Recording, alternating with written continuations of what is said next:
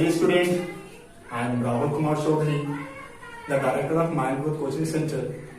Once again, welcome in my class. So, dear student, we will discuss about sentence today. It's very important topic because you are beginner of English language. So, you know that all English languages depend on sentences. तो हम पूरी तरह से आज sentence के बारे में बात करेंगे कि सेंटेंस है क्या। सेंटेंस ये शब्दों का समूह है जो हम कोई भी बात बोलते हैं तो उस बात को वो पूर्ण भाव में व्यक्त करता है। उस बात को क्या करता है, वो पूर्ण भाव में व्यक्त करता है। इसे अगर हम इंग्लिश लैंग्वेज में समझना चाहें तो the group of words which makes a complete sense is called a sentence. तो शब्दों का वह समूह जिससे पूर्ण भाव निकलता है वो क्या होता है हमारा सेंटेंस। तो मैंने भी जस्ट कहा कि सेंटेंस बड़ा इंपॉर्टेंट टॉपिक है। आप इंग्लिश के बिगिनर हो तो जब तक हम इंग्लिश जो हमारी ग्रामर है, जो हमारा ट्रांसलेशन है, उसको समझने से पहले हम एक सेंटेंस के बारे में जानना बड़ा जरूरी होता है। तो हमारा वीडियो आज उसी का है कि सेंटेंस क्या है, सेंटेंस के कितने टाइप होते हैं, क्योंकि ये चीज जानना हमें जरूरी है। क्योंकि मैं आपको एक चीज बता दूं कि हमारी पूरी इंग्लिश सेंटेंस पे ही डिपेंड है। हम जो बोलेंगे सेंटेंस बोलेंगे, जो समझेंगे सेंटेंस बोलेंगे। तो मेन चीज है सेंटेंस के टाइप को समझना। और अगर हम सेंटेंस के टाइप को समझ जा रहे हैं तो हम इजिली चीज को हिंदी टू इंग्लिश और इंग्लिश टू हिंदी जो ट्रांसलेशन है इजिली हम कर सकते हैं। ये बड़ी चीज है। तो मैंने अभी जस्ट कहा कि जो कोई भी भाषा हो, किसी भाषा को बोलने के लिए हम शब्दों का समूह इस्तेमाल करते हैं ताकि वो अगला वाला हमसे समझ सके। तो जो हम शब्दों का समूह इस्तेमाल करेंगे ताकि जो अगला वाला हमारे भाव को समझ सके, हमारा जो भाव है वो स्पष्ट रूप से समझ सके, तो उसी जो ग्रुप ऑफ वर्ड्स है उसे क्या बोलेंगे हम सेंटेंस। जैसे मैंने बोला कि राम ईट्स फूड, तो इसका भाव क्या निकला कि राम खाना खाता है। तो पूर्ण भाव निकल गया, मतलब राम खाना खाता है। तो ये सेंटेंस है। लेकिन अगर हम इसी चीज को बोलेंगे कि ये फूड राम ईट, तो ये मेरी बात समझना, आप सेंटेंस तभी कहलाएगा। सेंटेंस वो तभी होगा जब शब्दों का समूह होगा। ये भी शब्द है, समूह बन रहा है। ये भी शब्द समूह बन रहा है। लेकिन सेकेंड क्या है कि उसका एक पूर्ण भाव होना चाहिए। अगर पूर्ण भाव नहीं होता तो वो सेंटेंस नहीं होगा। यहां लिखा राम ईट्स फूड, राम आम खाता है, इसका पूर्ण भाव निकल रहा है तो हम सीधे बोल सकते हैं ये सेंटेंस है। लेकिन फूड राम ईट कोई भाव नहीं निकल रहा है, इसलिए क्या बोलेंगे food Ram eat is not a sentence. Understood? It's very important, so listen very very carefully. Okay, तो सेंटेंस के अगर हम बारे में बात करेंगे तो सेंटेंस को हमने पाया कि सेंटेंस हमारे कुल 5 प्रकार के होते हैं। बेसिकली बहुत सारे राइटर हैं, बहुत सारे हमारे बुक्स है जिसमें केवल 4 प्रकार होता है। उसमें हमारा ऑब्जेक्टिव नहीं होता, लेकिन हमने इसमें ऑब्जेक्टिव भी जोड़ लिया ताकि आप इस चीज को भी समझें। पहली हमारी सेंटेंस है असर्टिव या डिक्लेरेटिव। बड़ी आसान चीज है ये। और इसकी हिंदी क्या होती है हमारी कथात्मक वाक्य। ये ऐसे वाक्य होते हैं जिसमें हम किसी चीज के बारे में बात करते हैं। तो किसी चीज के बारे में बात करते हैं, किसी घटना के बारे में उल्लेख करते हैं, कुछ बताते हैं जो कथात्मक है, किसी कथा को हम बताते हैं। तो उस जो हम उसमें सेंटेंस का इस्तेमाल करेंगे वो हमारा क्या होगा, असर्टिव या डिक्लेरेटिव। ये कथात्मक होता है। और ये जो सेंटेंस हमारा 2 तरह का होता है। एक होता है हमारा अफर्मेटिव सेंटेंस, यही सेंटेंस, और एक होता है हमारा नेगेटिव। तो अभी आप समझ जाओगे, यदि समझ जाओगे तो मैंने कहा कि जो अफर्मेटिव है इसे बोलते हैं स्वीकारात्मक और ये नकारात्मक। तो अगर जो हमने कथन बोला, जो हमने बात कहा, जो हमने किसी घटना का वर्णन किया, इसमें हम घटना का वर्णन करते हैं, तो अगर हमने घटना का वर्णन किया, जो वो जो वर्णन है अगर वो सकारात्मक में हाँ में है, मतलब पॉजिटिव में है, तो वो हमारा अफर्मेटिव सेंटेंस है। अगर वो नकारात्मक में ना में है तो बेसिकली हमारा नेगेटिव सेंटेंस है। जैसे मैंने कहा कि Shyam goes to school, Shyam school जाता है, तो बेसिकली जाता है, ये घटना का हम उल्लेख कर रहे हैं। तो बेसिकली क्या है हमारा है, ये हमारा अफर्मेटिव सेंटेंस है। लेकिन अगर हम इसकी नेगेटिव बात करेंगे, नेगेटिव हमारी क्या होगा, Shyam does not go to school, है कि नहीं है। तो बेसिकली हमने क्या सीखा कि असर्टिव जो हमारी होती है वो दो टाइप की होती है, एक अफर्मेटिव होती है, नेगेटिव होती है।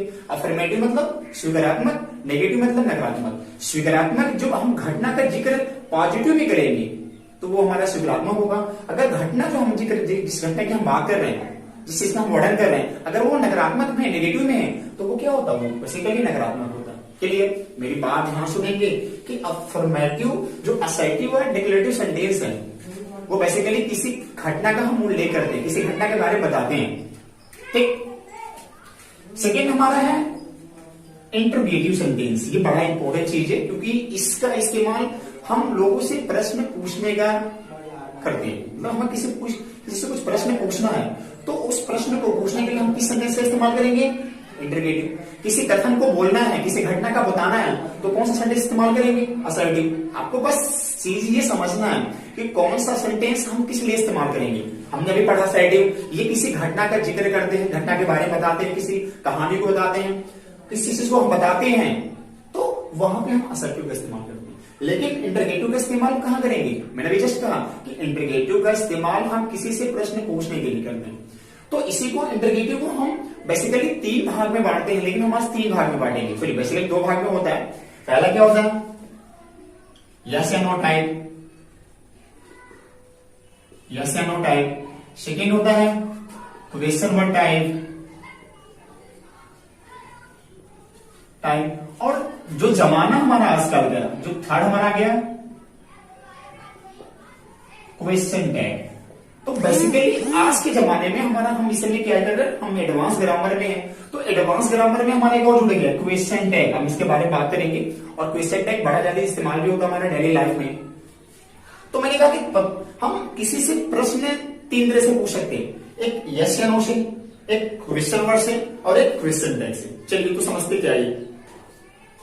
तो मैंने भी जैसे कहा कि हम अगर हमको किसी से पूछना है तो मैंने कहा कि क्या तुमने खाना खा लिया, क्या तुमने अपना होमवर्क कर लिया, क्या श्याम घर चला गया।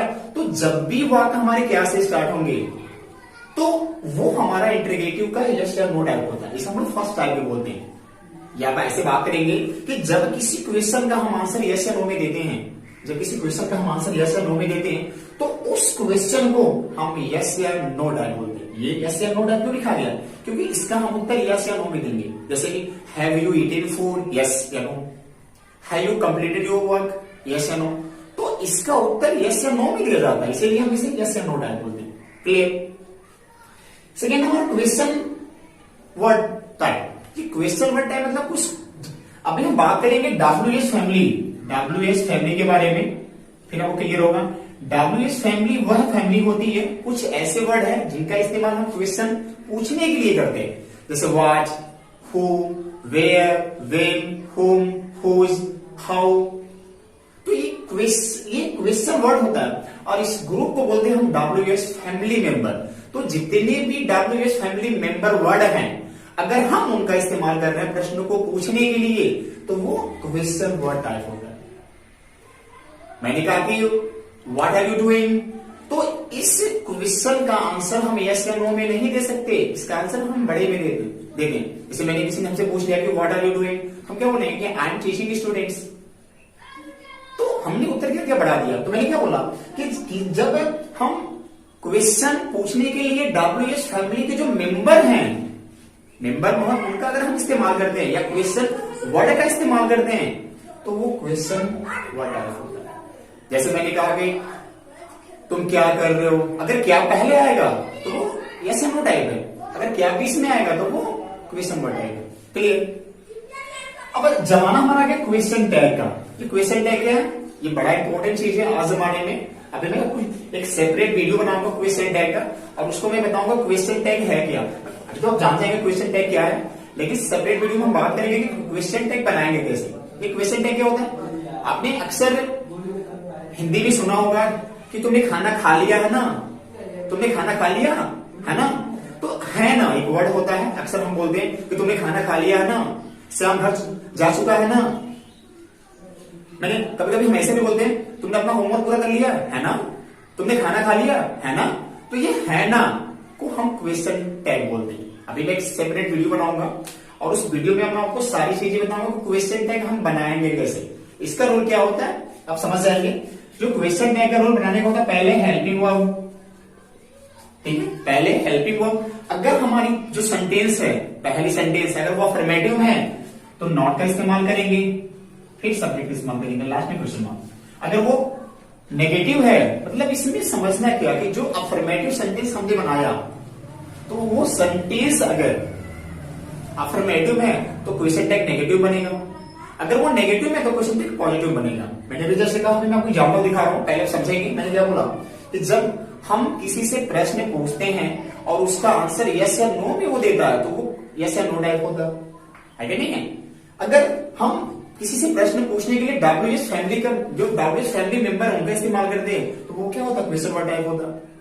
क्वेश्चन टैग मैंने भी जस्ट कहा कि जब हम है ना का इस्तेमाल करते हैं किसी प्रश्न को पूछने के लिए, जैसे मैंने कहा तुमने खाना खा लिया है ना, श्याम अपने घर चला गया ना, तो ऐसे वर्ड को क्या बोलते हैं हम लोग, क्वेश्चन टैग बोलते हैं। क्लियर। हम बात करेंगे इंपरेटिव सेंटेंस के बारे में। इंपॉर्टेंट चीज है, हमारी बहुत इंपॉर्टेंट चीज है। क्योंकि इंपॉर्टेंट चीज क्यों है, क्योंकि ये इस वाक्य का हम इस्तेमाल करते हैं किसी को आज्ञा देने के लिए, किसी को सुझाव देने के लिए, किसी को परामर्श देने के लिए हम इस सेंटेंस का इस्तेमाल करते हैं, है नहीं है। तो ये भी सेंटेंस हमारा दो टाइप के होते हैं, अफर्मेटिव नेगेटिव। इसके भी अफर्मेटिव होती है, नेगेटिव होती है। अफर्मेटिव मतलब गो देयर, वहां जाओ। नेगेटिव होगा कि डोंट गो देयर, वहां मत जाओ। तो ये इंपरेटिव सेंटेंस है, इसका नाम ही वही आज्ञा सूचक है कि हम आज्ञा देने के लिए जो सेंटेंस का इस्तेमाल करते हैं, this is called imperative sentence, यानी कि आज्ञा सूचक वाक्य।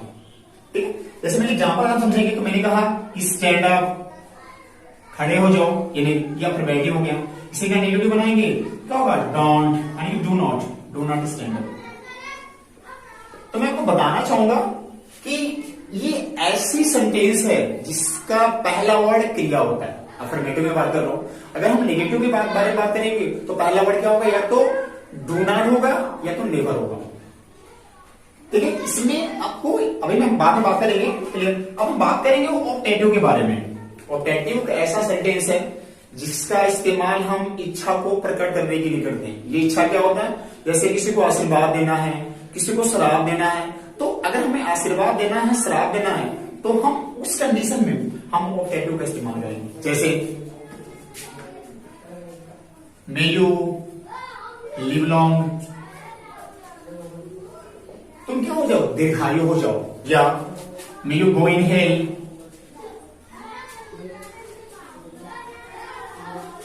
या तुम नरक में जाओ। तो अपनी इच्छा को प्रकट, हम जब अपनी इच्छा को हम दिखाते हैं, अपनी इच्छा को प्रकट करते हैं, तो उस कंडीशन में हम कौन सा सेंटेंस का इस्तेमाल करेंगे, ऑप्टेटिव, है कि नहीं है। जो हमारी लास्ट हमारी सेंटेंस है वो एक्सक्लेमेटरी है, ये भी बड़ी इंपॉर्टेंट है। तो अभी हम बात करेंगे कि एक्सक्लेमेटरी सेंटेंस का हम इस्तेमाल कहां करते हैं।